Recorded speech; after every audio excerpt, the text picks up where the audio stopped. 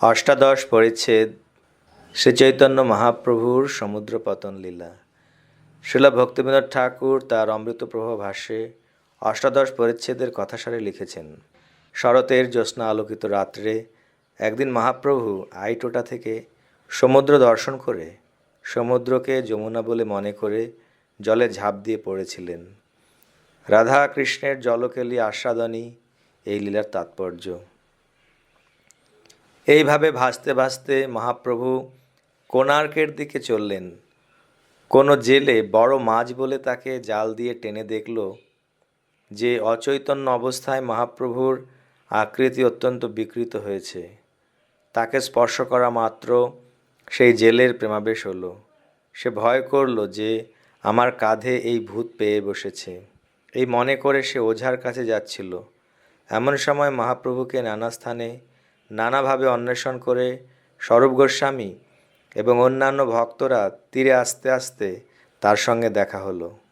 তাদের জিজ্ঞাসাক্রমে সে তার সমস্ত বৃত্তান্ত বলায় স্বরূপ গোস্বামী দেখলেন যে সেই জেলেটি মহাপ্রভুকে তীরে তুলেছে। কৃষ্ণ নামের চাপড় দিয়ে জালিয়ার ভয়রূপ ভূত ছাড়ালেন। পরে মহাপ্রভুকে নাম কীর্তনের দ্বারা সচেতন করে উঠিয়ে তার লীলা শ্রবণ করতে করতে তাকে গৃহে আনলেন।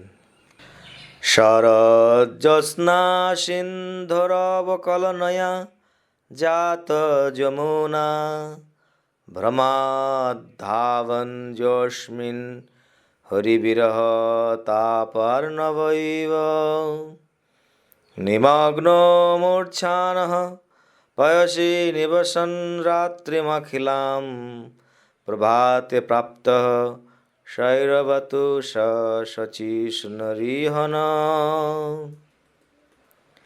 যিনি শরতের জ্যোৎস্না আলোকিত রাত্রে সমুদ্রকে দেখে যমুনা ভ্রমে হরিবিরহ তাপার্ণবে নিমগ্ন হয়ে জলের মধ্যে পড়ে সমস্ত রাত্রি মূর্ছিত ছিলেন এবং প্রভাতে স্বরূপ আদি তার অন্তরঙ্গ পার্ষদ কর্তৃক প্রাপ্ত হয়েছিলেন, সেই শচীনন্দন তার লীলার দ্বারা আমাদের পালন করুন।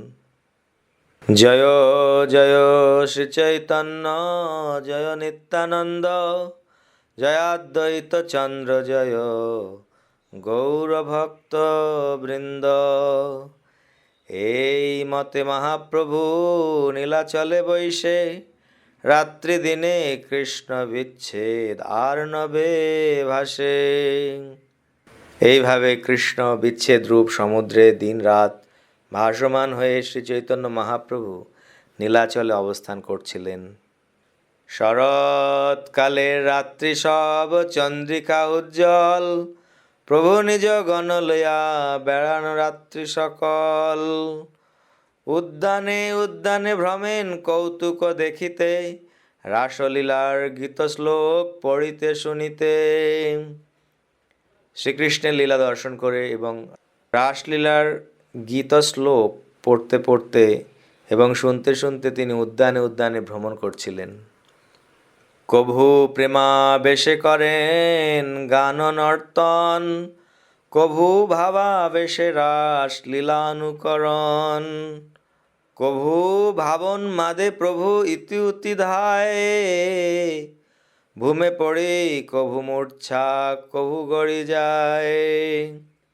রাসলীলার এক শ্লোক যবে পড়ে শুনে, পূর্ববৎ তবে অর্থ করে ন আপনে। স্বরূপ দামোদরের মুখে রাসলীলার শ্লোক শুনে অথবা নিজে আবৃত্তি করে তিনি পূর্বের মতো সেই শ্লোকের অর্থ বিশ্লেষণ করেছিলেন। এই মতো রাসলীলায় হয় যত শ্লোক, সবার অর্থ করে পায় কভু হর্ষ শোক। সে সব শ্লোকের অর্থ সে সব বিকার, সে সব বর্ণিতে গ্রন্থ হয় অতি বিস্তার। দ্বাদশ বৎসরে যে যে লীলা ক্ষণে ক্ষণে, অতি বাহুল্য ভয়ে গ্রন্থ না কইল লিখনে। এই গ্রন্থটি অনেক বড় হয়ে যাবে বলে আশঙ্কা করে অন্তলীলার 12 বছর প্রতি ক্ষণে ক্ষণে শ্রীচৈতন্য মহাপ্রভু যে সমস্ত লীলাবিলাস করেছিলেন তা আমি বর্ণনা করলাম না। পূর্বে যেই দেখাইয়াছি দিগদর্শন, তৈছে জানিহ বিকার প্রলাপ বর্ণন। সহস্র বদনে যবে কহয় অনন্ত, এক দিনের লীলার তবু নাহি পায়ন্ত। কোটি যুগ পর্যন্ত যদি লিখয়ে গণেশ, একদিনের লীলার তবু নাহি পায় শেষ। ভক্তের প্রেম বিকার দেখি কৃষ্ণের চমৎকার, কৃষ্ণ যার না পায়ন্ত কেবা ছাড় আর। ভক্ত প্রেম বিকার দর্শন করে শ্রীকৃষ্ণ চমৎকৃত হন। শ্রীকৃষ্ণ যার অন্ত পান না, তার অন্ত আর কে খুঁজে পেতে পারে। শ্রীকৃষ্ণ চৈতন্য যাহা করেন আস্বাদন, সবে এক জানে তাহা স্বরূপাদিগণ। জীব হইয়া করে যেই তাহার বর্ণন, আপনা শোধিতে তার ছয় এক কণ। কোনো সাধারণ জীব যখন শ্রী চৈতন্য মহাপ্রভু লীলা বর্ণনা করেন, তখন তিনি নিজেকে পবিত্র করার জন্য কেবল সেই মহাসমুদ্রের এক কণা স্পর্শ করেন। এই মতো রাসের শ্লোক সকলই পড়িলা, শেষে জল কেলির শ্লোক পড়িতে লাগিলা। তাভীর যুত শ্রমমপহিতুমঙ্গ সঙ্গ, ঘৃষ্টস্রজ কুচ কুমকুমরঞ্জিতায়া। গন্ধর্বপালিভিরনুদ্রুত আবিশব্ধ্বা, শ্রান্ত গজিভীরি বড়ারিব ভিন্ন সেতু। হস্তিনীদের সঙ্গে গজরাজ যেভাবে জলক্রিয়া করে, তেমনি ভাবে লোক ও ধর্মাতীত ভগবান শ্রীকৃষ্ণ গোপীদের সঙ্গে রাসলীলায় শ্রান্ত হয়ে গন্ধর্বপতিদের মতো মৌমাছিদের দ্বারা পশ্চাৎ পশ্চাৎ অনুসৃত হয়ে শ্রম অপনোদন করার আশায় জলে প্রবেশ করলেন। সেই সময় গোপীদের কুচ কুমকুম রঞ্জিত মালা তাদের অঙ্গ সঙ্গের দ্বারা মর্দিত হয়েছিল। এই মতো মহাপ্রভু ভ্রমিতে ভ্রমিতে আই টোটা হইতে সমুদ্র দেখেন আচম্বিতে। চন্দ্রকান্তে উচ্ছলিত তরঙ্গ উজ্জ্বল, ঝলমল করে যেন যমুনার জল। উজ্জ্বল চাঁদের আলোয় সমুদ্রের তরঙ্গ ঝলমল করছিল, তা দেখে মনে হচ্ছিল যেন যমুনার জল। যমুনার ভ্রমে প্রভু ধাইয়া চলিলা, অলক্ষিতে যাই সিন্ধু জলে ঝাঁপ দিলা। পড়িতেই হইল মূর্ছা কিছুই না জানে, কভু ডুবায় কভু ভাষায় তরঙ্গের গণে। মনোবেগে গেলা প্রভু দেখিতে নারিলা, প্রভুরে না দেখিয়া সংশয় করিতে লাগিলা। শ্রীচৈতন্য মহাপ্রভু মনের বেগে ছুটে গিয়েছিলেন, তাই কেউ তাকে দেখতে পায়নি। শ্রীচৈতন্য মহাপ্রভুকে দেখতে না পেয়ে সকলে অত্যন্ত বিচলিত হলেন। জগন্নাথ দেখিতে কিবা দেবালয়ে গেলা, অন্য উদ্যানে কিবা উন্মাদে পড়িলা। গুন্ডিচা মন্দিরে গেলা কিবা নরেন্দ্রে, চটক পর্বেতে গেলা কিবা কোণার্কেরে। তিনি কি গুন্ডিচা মন্দিরে গেলেন, নাকি নরেন্দ্র সরোবরে গেলেন? তিনি কি চটক পর্বতে গেলেন, নাকি কোণার্কের মন্দিরে গেলেন? এত বলি সবে ফিরে প্রভুরে চাহিয়া, সমুদ্রের তীরে আইলা কতজন লইয়া। চাহিয়ে বেড়াইতে হইছে রাত্রি শেষ হইল, অন্তর্ধান হইলা প্রভু নিশ্চয় করিল। এইভাবে খুঁজতে খুঁজতে রাত্রি শেষ হলো এবং তারা সকলে ভাবতে লাগলেন যে শ্রী চৈতন্য মহাপ্রভু নিশ্চয়ই অন্তর্ধান করেছেন। প্রভুর বিচ্ছেদে কারো দেহে নাহি প্রাণ, অনিষ্টাশঙ্কা বিনা কারো মনে নাহি আন। অনিষ্টাশঙ্কিনী বন্ধু হৃদয়ানি ভবন্তি। বন্ধুর হৃদয় সর্বদা বন্ধুর অনিষ্টের আশঙ্কা করে। সমুদ্রের তীরে আসি যুকতি করিলা, চিরায়ু পর্বত দিকে কতজন গেলা। পূর্ব দিশায় চলে স্বরূপ লয়া কতজন, সিন্ধু তীরে নীরে করেন প্রভুর অন্বেষণ। বিষাদে বিহবল সবে নাহিক চেতন, তবু প্রেমে ভুলে করি প্রভুর অন্বেষণ। তারা সকলেই বিষাদে বিহ্বল হয়ে পড়েছিলেন এবং তাদের চেতনা ছিল না, কিন্তু তবুও প্রেমাবেশে তারা ইতস্তত ভ্রমণ করতে করতে শ্রীচৈতন্য মহাপ্রভুকে খুঁজতে লাগলেন। দেখেন এক জালিয়া এসে কান্দে জাল করি, হাসে কান্দে নাচে গায়ে বলে হরি হরি। জালিয়ার চেষ্টা দেখি সবার চমৎকার, স্বরূপ গোসাই তারে পুছেন সমাচার। কহ জালিয়া এই দিকে দেখিলা একজন, তোমার এই দশা কেনে কহত কারণ। স্বরূপ দামোদর গোস্বামী জিজ্ঞাসা করলেন, হে জালিয়া, তুমি কি এদিকে একজনকে আসতে দেখেছ? তোমার এই অবস্থা হলো কি করে? তার কি কারণ তা তুমি দয়া করে আমাদের বলো। জালিয়া কহে, ইহা এক মনুষ্য না দেখিল, জাল বাহিতে এক মৃতক মোর জালে আইল। বড় মৎস্য বলি আমি উঠাইলু যতনে, বড় মৎস্য বলি আমি উঠাইলু যতনে, মৃতক দেখিতে মোর ভয় হইল মনে, মৃতক দেখিতে মোর ভয় হইল মনে। আমার জালে একটি বড় মাছ ধরা পড়েছে বলে মনে করে আমি অনেক যত্ন সহকারে জাল টেনে তুললাম, কিন্তু তখন সেই মৃতদেহটি দেখে আমার মনে খুব ভয় হলো। জাল খসাইতে তার অঙ্গ স্পর্শ হইল, স্পর্শ মাত্রে সেই ভূত হৃদয়ে পশিল। আমি যখন সেই মৃতদেহটিকে জাল থেকে ছাড়াচ্ছিলাম, তখন আমার তার অঙ্গ স্পর্শ হলো এবং স্পর্শ মাত্র সেই ভূত আমার হৃদয়ে প্রবেশ করল। ভয়ে কম্প হইল মোর, নেত্রে বহে জল, গদ গদ বাণী রোম উঠিল সকল। ভয়ে আমি কাঁপতে লাগলাম, আমার চোখ দিয়ে জল পড়তে লাগলো, আমার কণ্ঠস্বর গদগদ হলো এবং আমার শরীর রোমাঞ্চিত হলো।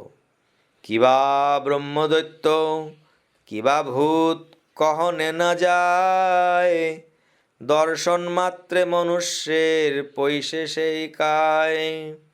আমি জানি না সেটি ব্রহ্মদৈত্য না ভূত, কিন্তু তাকে দর্শন করা মাত্র সে মানুষের শরীরে প্রবেশ করে।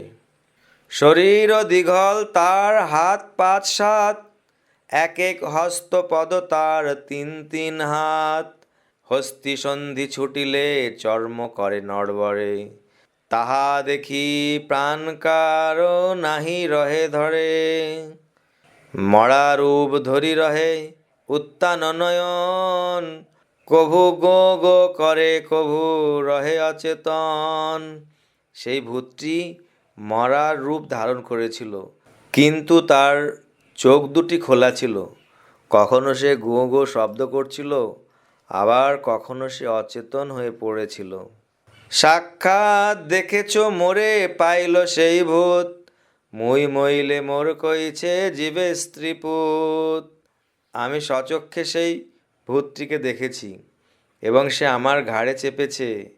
এখন আমি যদি মরে যাই, তাহলে আমার স্ত্রীর পুত্রের কি হবে? সেই তো ভূতের কথা কহনো না যায়, ওঝা ঠাই যাইছ যদি সে ভূত ছাড়ায়। সেই ভূতের কথা ভাষায় বর্ণনা করা যায় না, তাই আমি ওঝার কাছে যাচ্ছি, যদি সে সেই ভূতটির কবল থেকে আমাকে উদ্ধার করতে পারে। একা রাত্রে বলি মৎস্য মারিয়ে নির্জনে, ভূত প্রেত আমার না লাগে নৃসিংহ শরণে। আমি মাছ ধরার জন্য একা নির্জন স্থানে ঘুরে বেড়াই, কিন্তু নৃসিংহদেবকে স্মরণ করার ফলে ভূত প্রেত আমার কিছু করতে পারে না। এই ভূত নৃসিংহ নামে চাপ এ দ্বিগুণে, তাহারও আকার দেখিতে ভয় লাগে মনে। কিন্তু এই ভূতটি নৃসিংহ মন্ত্র উচ্চারণ করলে দ্বিগুণ শক্তিতে চেপে ধরে, তার আকৃতি দর্শন করলে মনে প্রচণ্ড ভয় হয়। ওথা না যাইও আমি নিষেধি তোমারে, তাহা গেলে সেই ভূত লাগিবে সবারে। এত শুনি স্বরূপ গোসাই সব তত্ত্ব জানি, জালিয়ারে কিছু কয়ে মধুর বাণী।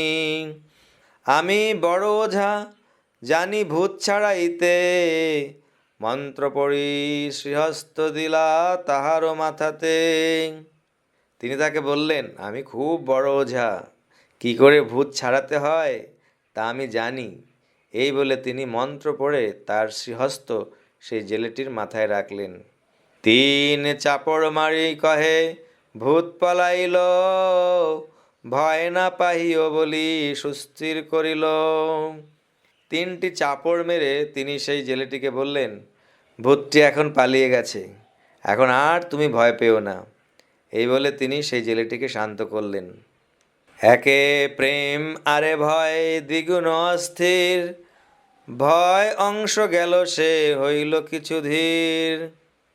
একে তো সেই জেলেটি প্রেমাবিষ্ট হয়েছিল, তার ওপর সে ভয়ও পেয়েছিল, তার ফলে সে দ্বিগুণভাবে অস্থির হয়েছিল। এখন তার ভয় গেল, তাই সে কিছুটা প্রকৃতিস্থ হলো।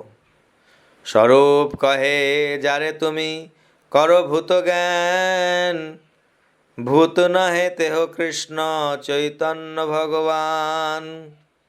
প্রেমাবেশে পড়িলা তেহ সমুদ্রের জলে, তারে তুমি উঠাইলা আপনার জালে। তার স্পর্শে হইল তোমার কৃষ্ণ প্রেমোদয়, ভূত প্রেত জ্ঞানে তোমার হইল মহাভয়। এবে ভয় গেল তোমার, মন হইল স্থিরে, কাহা তারে উঠাইয়াছ দেখাহ আমারে। এখন তোমার ভয় দূর হয়েছে এবং তোমার মন স্থির হয়েছে, তুমি কোথায় তাকে উঠিয়েছ তা আমাকে দেখাও। জালিয়া কহে, প্রভুরে দেখাছ বারবার, তেহ নহেন এই অতি বিকৃত আকার। সে জেলেটি তখন বলল, মহাপ্রভুকে আমি বহুবার দেখেছি, কিন্তু এটি তিনি নন, এর আকার অত্যন্ত বিকৃত। স্বরূপ কহে, তার হয় প্রেমেরও বিকার, অস্থি সন্ধি ছাড়ে হয় অতি দীর্ঘাকার। শুনি সেই জালিয়া আনন্দিত হইল, সবা লইয়া গেল মহাপ্রভুরে দেখাইল। ভূমেতে পড়িয়াছে প্রভু দীর্ঘ সব কায়, জলে শ্বেত তনু বালু লাগিয়াছে গায়ে। অতি দীর্ঘ শিথিল তনু চর্ম নটকায়, দূরপথ উঠাইয়া ঘরে আনানো না যায়। তার অতি দীর্ঘ দেহ শিথিল হয়ে গিয়েছিল এবং তার গায়ের চামড়া ঝুলে পড়েছিল। তাকে এত দূরের পথ বহন করে ঘরে নিয়ে যাওয়া সম্ভব ছিল না। আর্দ্র কৌপিন দূর করি শুষ্ক পড়াইয়া, বহির্বাসে শোয়াইলা বালুকা ছাড়াইয়া। ভক্তরা তার ভেজা কৌপিন খুলে শুষ্ক কৌপিন পরালেন এবং তার গায়ের বালু ঝেড়ে ফেলে বহির্বাসের উপর তাকে শোয়ালেন। সবে মেলি উচ্চ করি করেন সংকীর্তনে, উচ্চ করি কৃষ্ণ নাম কহেন প্রভুর কানে। তারা সকল উচ্চস্বরে সংকীর্তন করতে লাগলেন এবং উচ্চস্বরে মহাপ্রভুর কানে কৃষ্ণনাম উচ্চারণ করতে লাগলেন। কতক্ষণে প্রভুর কানে শব্দ পরশিল, হুঙ্কার করিয়া প্রভু তবহি উঠিল। উঠিতেই অস্থি সব লাগিল নিজ স্থানে, অর্ধবাহ্যে ইতিউতি করেন দর্শনে। তিন দশায় মহাপ্রভু রহেন সর্বকাল, অন্তর্দশা বাহ্য দশা অর্ধবাহ্য আর। শ্রীচৈতন্য মহাপ্রভু সব সময় তিনটি অবস্থায় থাকতেন, অন্তর্দশা, বাহ্যদশা এবং অর্ধবাহ্য। অন্তর্দশার কিছু ঘোর কিছু বাহ্য জ্ঞান, সেই দশা কহে ভক্ত অর্ধবাহ্য নাম। যখন চেতনায় অন্তর্দশার কিছুটা ঘোর এবং কিছুটা বাহ্য জ্ঞান থাকে, সে অবস্থাকে ভক্তেরা অর্ধবাহ্য বলেন। অর্ধবাহ্যে করেন প্রভু প্রলাপ বচনে, আভাসে কহেন প্রভু শুনেন ভক্তগণে। অর্ধবাহ্য চেতনায় শ্রী চৈতন্য মহাপ্রভু উন্মাদের মতো প্রলাপ বলতেন। তিনি আভাসে সেই কথাগুলি বলতেন, কিন্তু ভক্তরা তা শুনতে পেতেন। কালিন্দী দেখিয়া আমি গেলং বৃন্দাবন, দেখি জলক্রীড়া করেন ব্রজেন্দ্র নন্দন। রাধিকাদি গোপীগণ সঙ্গে একত্রে মিলি, যমুনার জলে মহা রঙ্গে করেন কেলি। তীরে রহি দেখি আমি সখীগণ সঙ্গে, এক সখী সখীগণে দেখায় সেই রঙ্গে। তীরে দাঁড়িয়ে আমি গোপিকাদের সঙ্গে সেই জলকেলি দেখছিলাম। এক সখী অন্য সখীদের রঙ্গ করে সেই জলকেলি দেখাচ্ছিলেন। পট্টবস্ত্র অলঙ্কারে সমর্পিয়া সখী করে, সূক্ষ্ম শুক্ল বস্ত্র পরিধান। কৃষ্ণ লয়া কান্তাগণ কৈলা জল অবগাহন, জলকেলি রচিলা সুঠাম। গোপিকারা তাদের পট্টবস্ত্র এবং অলঙ্কার সখীদের হাতে দিয়ে সূক্ষ্ম শুক্লবস্ত্র পরিধান করলেন। তখন কৃষ্ণ তার প্রিয়তমা গোপীদের নিয়ে স্নান করার জন্য জলে নামলেন এবং যমুনার জলে অতি সুন্দরভাবে জলকেলি করতে লাগলেন। সখী হে দেখো কৃষ্ণের জলকেলি রঙ্গে, কৃষ্ণ মত্ত করিবর চঞ্চল কর পুষ্কর, গোপীগণ করি নিরসঙ্গে। হে সখী, শ্রীকৃষ্ণের আনন্দময় জলকেলি দর্শন করো। কৃষ্ণের চঞ্চল করযুগল পদ্মফুলের মতো আর সে মদমত্ত গজরাজের মতো হস্তিনী সদৃশ গোপিকাদের সঙ্গে মহারঙ্গে জলকেলি করছে। আরম্ভিলা জলকেলি অন্য অন্যে জল ফেলা ফেলি, হুড়াহুড়ি বর্ষে জলধার। সবে জয় পরাজয় নাহি কিছু নিশ্চয়, জলযুদ্ধ বাড়িল অপার। তাদের জলকেলি শুরু হলো। তারা একে অপরের গায়ে জল ছেটাতে লাগলেন। সেই প্রবল জল বর্ষণে কে জিতল কে হারল তা বোঝার উপায় ছিল না। এইভাবে প্রবল জলযুদ্ধ হতে লাগলো। বর্ষে স্থির তরিদগণ সিঞ্চে শ্যাম নবঘন, ঘন বর্ষে তরিত উপরে। সখীগণের নয়ন তৃষিত চাতকীগণ, সেই অমৃত সুখে পান করে। স্থির তরিতের মতো গোপীরা নবঘন শ্যাম কৃষ্ণকে জল বর্ষণ করে সিঞ্চন করতে লাগলেন। শ্যামরূপ নবঘন ও পুনরায় গোপীরূপী তরিতসমূহের উপর জল বর্ষণ করতে লাগলেন। সখীদের নয়ন তৃষ্ণার্ত চাতক পাখির মতো সেই অমৃত পান করতে লাগলো।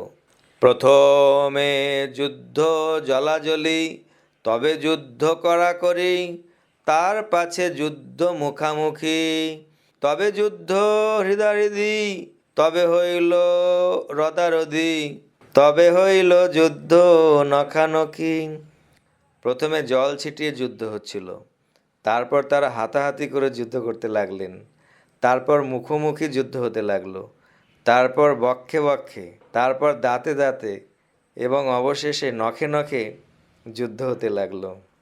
সহস্র করে জল সেকে, সহস্র নেত্রে গোপী দেখে, সহস্র পদে নিকট গমনে, সহস্র মুখ চুম্বনে, সহস্র বপু সঙ্গমে, গোপী নর্ম শুনে সহস্র কানে।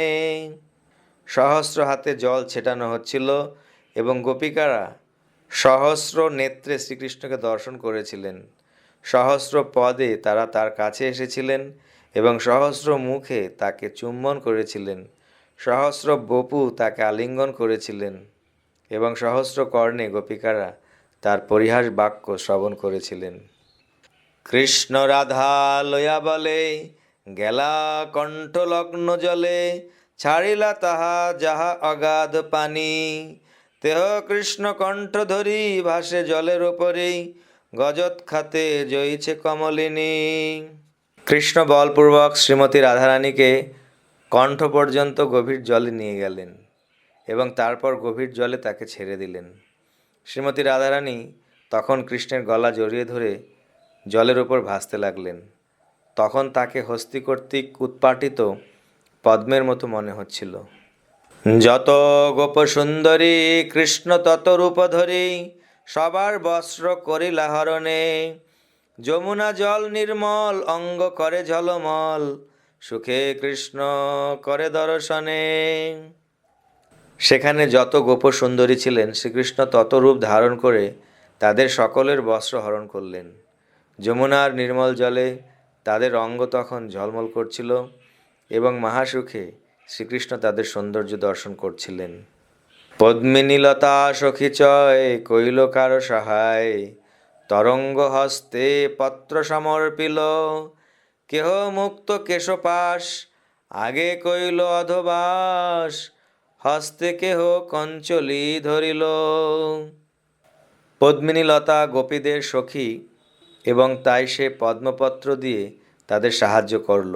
যমুনার জলে পদ্মপাতা বিছিয়ে তারা গোপীদের অঙ্গ আবৃত করল, আর কোনো কোনো গোপী তাদের কেশপাশ মুক্ত করে অধবসন কল্পনা করলেন, আর কেউ তাদের হাত দিয়ে তাদের বক্ষ আবৃত করলেন। কৃষ্ণের কলহ রাধাসনে গোপীগণ সেই ক্ষণে, হেমাব্জবনে গেলা লুকাইতে, আকণ্ঠ বপু জলে পৈশে মুখমাত্র জলে ভাসে, পদ্মে মুখে না পারি চিনিতে। তখন শ্রীমতী রাধারানীর সঙ্গে কৃষ্ণের কলহ হলো, এবং সেই সময় গোপিকারা শ্বেত পদ্মবনে গিয়ে লুকিয়ে রইলেন। তারা তখন আকণ্ঠ জলে নিমজ্জিত হয়েছিলেন এবং তাদের মুখ মাত্র জলের উপর ভাসছিল। তখন বোঝা যাচ্ছিল না কোনটি তাদের মুখ এবং কোনটি পদ্মফুল। এথা কৃষ্ণ রাধাসনে কইলা যে আছিল মনে, গোপীগণ অন্বেষিতে গেলা, তবে রাধা সূক্ষ্মমতি জানিয়া সখীর স্থিতি, সখী মধ্যে আসিয়া মিলিলা। অন্য গোপীদের অগোচরে কৃষ্ণ রাধারানীর সঙ্গে তার মনের ইচ্ছামতো আচরণ করলেন। গোপীরা যখন তাদের খুঁজতে লাগলেন, তখন সূক্ষ্ম বুদ্ধিমতী রাধারানী তার সখীদের অবস্থা বুঝতে পেরে তাদের সঙ্গে এসে মিলিত হলেন। যত হেমাব্জ জলে ভাসে তত নীলাব্জ তার পাশে, আসি আসি করয়ে মিলন, নীলাব্জে হেমাব্জ ঠেকে, যুদ্ধ হয় প্রত্যেকে, কৌতুকে দেখে তীরে সখীগণ। জলে যত শ্বেতপদ্ম ভাসছিল তত নীলপদ্ম তাদের কাছে এলো। নীলপদ্মের সঙ্গে শ্বেতপদ্মের যখন স্পর্শ হলো, তখন তাদের মধ্যে যুদ্ধ শুরু হলো।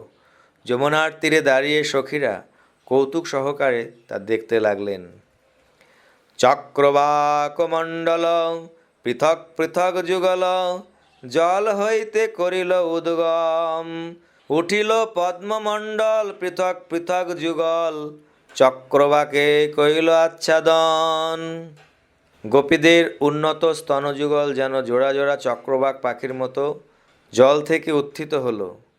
তখন নীল কমল সদৃশ কৃষ্ণের হস্তযুগল তাদের আচ্ছাদন করল। উঠিল বহু রক্তোৎপল পৃথক পৃথক যুগল, পদ্মগণের কইল নিবারণ, পদ্ম চাহে লুটি নিতে উৎপল চাহে রাখিতে, চক্রবাক লাগি দুহার রণ।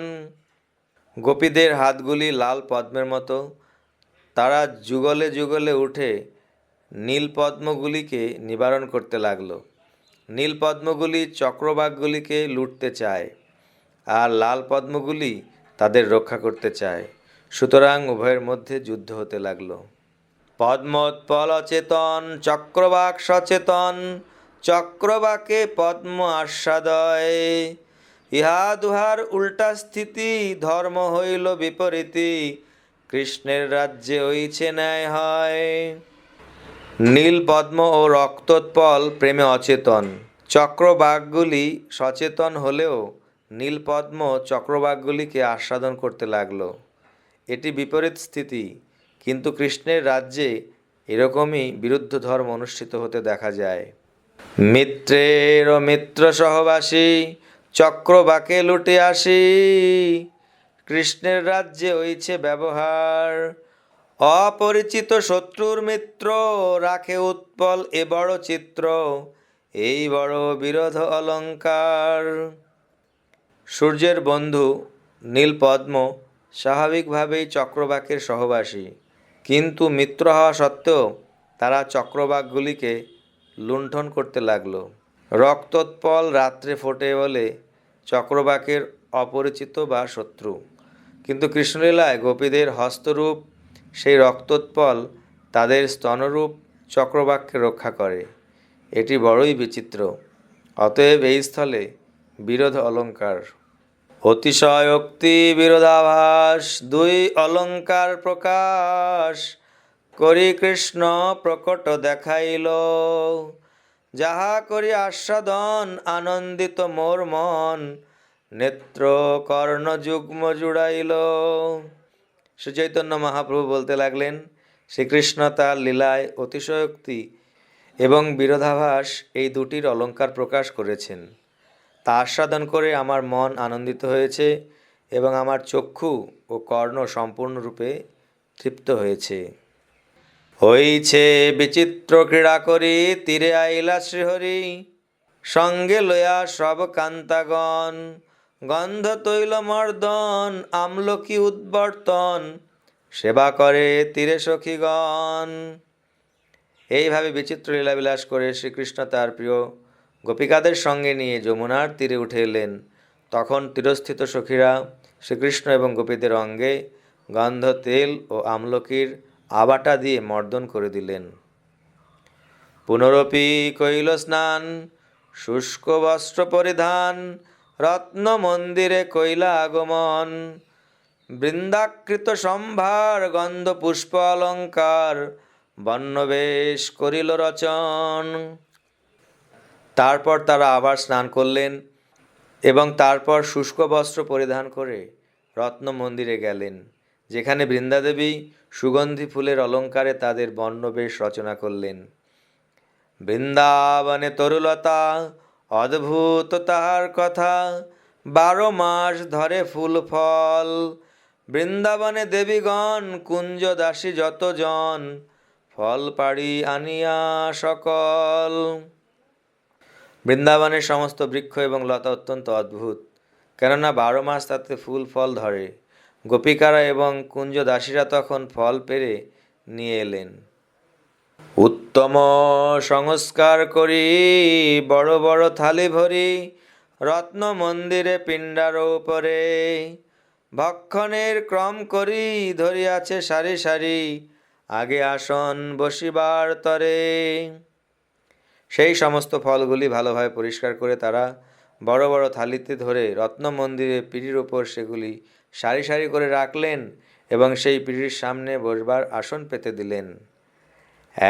এক নারিকেল নানা জাতি, এক আম্র নানা ভাতি, এক নারিকেল নানা জাতি, এক আম্র নানা ভাতি, কলা কলি বিবিধ প্রকার, পনস খর্জুর কমলা নারঙ্গ জাম সন্তরা, দ্রাক্ষা বাদাম মেয়া যতোয়ার। সেই ফলের মধ্যে ছিল নানা রকম নারকেল, আম, কলা, কলি, কাঁঠাল, খেজুর, কমলা, নারঙ্গ, জাম, সন্তরা, আঙুর, বাদাম এবং নানা প্রকার মেওয়া অর্থাৎ শুষ্ক ফল। খরমুজা, খিরিকাতাল, কেশুর, পানি ফল, মৃণাল, বিল্ল, পিলু, দাড়িম বাদি যত, কোন দেশে কার খ্যাতি, বৃন্দাবনে সব প্রাপ্তি, সহস্র জাতি লেখা যায় কত।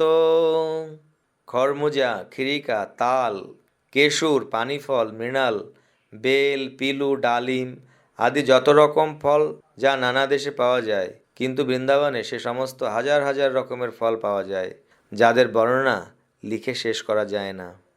গঙ্গা জল অমৃত কেলি, পীযূষ গ্রন্থি কর্পূর কেলি, সরপুরী অমৃতি পদ্মচিনি, খণ্ডক্ষীরি সার বৃক্ষ, ঘরে করি নানা ভক্ষ, রাধা যাহা কৃষ্ণ লাগিয়ানি।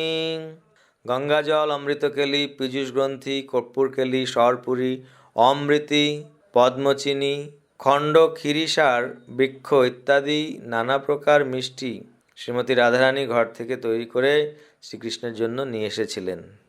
ভক্ষের পরিপাটি দেখি কৃষ্ণ হইলা মহাসুখী, বসি কইল বন্য ভোজন, সঙ্গে লয়া সখীগণ রাধা কইলা ভোজন, দুহে কইলা মন্দিরে শয়ন। সেই সময় খাবারের পরিপাটি দেখে শ্রীকৃষ্ণ অত্যন্ত সুখী হলেন এবং সেখানে বসে বনভোজন করলেন। তারপর সখীদের সঙ্গে নিয়ে শ্রীমতী রাধারানী ভোজন করলেন এবং তারপর শ্রীমতী রাধারানী ও শ্রীকৃষ্ণ রত্ন মন্দিরে শয়ন করলেন। কেহ করে বিজন, কেহ পাদ সম্বাহন, কেহ করায় তাম্বুল ভক্ষণ। রাধা কৃষ্ণ নিদ্রা গেলা, সখীগণ শয়ন কইলা, দেখি আমার সুখী হইল মন। কোনো কোনো গোপী রাধাকৃষ্ণকে বিজন করতে লাগলেন, কেউ তাদের পা টিপে দিতে লাগলেন এবং কেউ তাদের তাম্বুল ভক্ষণ করালেন। রাধাকৃষ্ণ যখন নিদ্রা গেলেন তখন সখীরাও শয়ন করলেন। তা দেখে আমার মন অত্যন্ত সুখী হয়েছিল। হেন কালে মোরে ধরি, মহাকোলাহল করি, তুমি সব ইহা লইয়া আইলা। কাহা যমুনা বৃন্দাবন, কাহা কৃষ্ণ গোপীগণ, সেই সুখ ভঙ্গ করাইলা। সেই সময় তোমরা মহাকোলাহল করে আমাকে এখানে ধরে নিয়ে এলে। কোথায় সেই যমুনা নদী, কোথায় বৃন্দাবন, কোথায় কৃষ্ণ, কোথায় গোপীগণ? তোমরা আমার সেই সুখ স্বপ্ন ভেঙে দিলে। এতে কহিতে প্রভুর কেবল বাহ্য হইল, স্বরূপ গোসাইরে দেখি তাহারে পুছিল, ইহা কেনে তোমরা আমারে লইয়া আইলা? স্বরূপ গোসাই তবে কহিতে লাগিলা, যমুনার ভ্রমে তুমি সমুদ্রে পড়িলা, সমুদ্রের তরঙ্গে আসি এত দূর আইলা। এই জালিয়া জালে করি তোমা উঠাইল, তোমার পরশে এই প্রেমে মত্ত হইল। সব রাত্রি সবে বেড়াই তোমারে অন্বেষিয়া, জালিয়ার মুখে শুনি পাইনু আসিয়া। আমরা সারা রাত তোমাকে খুঁজে বেরিয়েছি, তারপর এই জেলেটির কথা শুনে এখানে এসে তোমাকে খুঁজে পেয়েছি।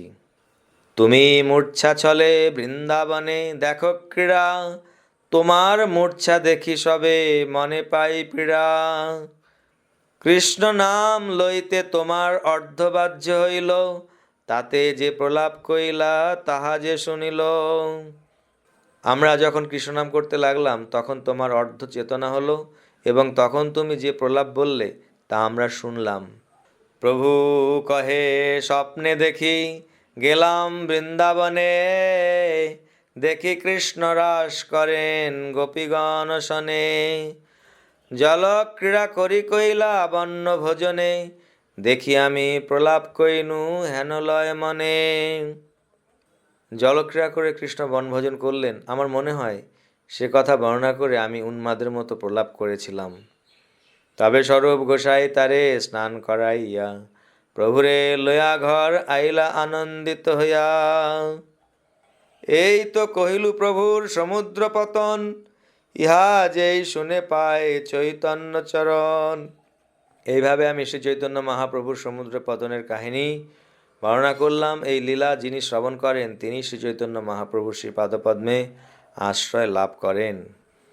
শ্রীরূপ রঘুনাথ পদে যার আস, চৈতন্য চরিতামৃত কহে কৃষ্ণদাস। ইতি শ্রী চৈতন্য মহাপ্রভুর সমুদ্র পতন লীলা বর্ণনাকারী শ্রী চৈতন্য চরিতামৃত গ্রন্থের অন্তলি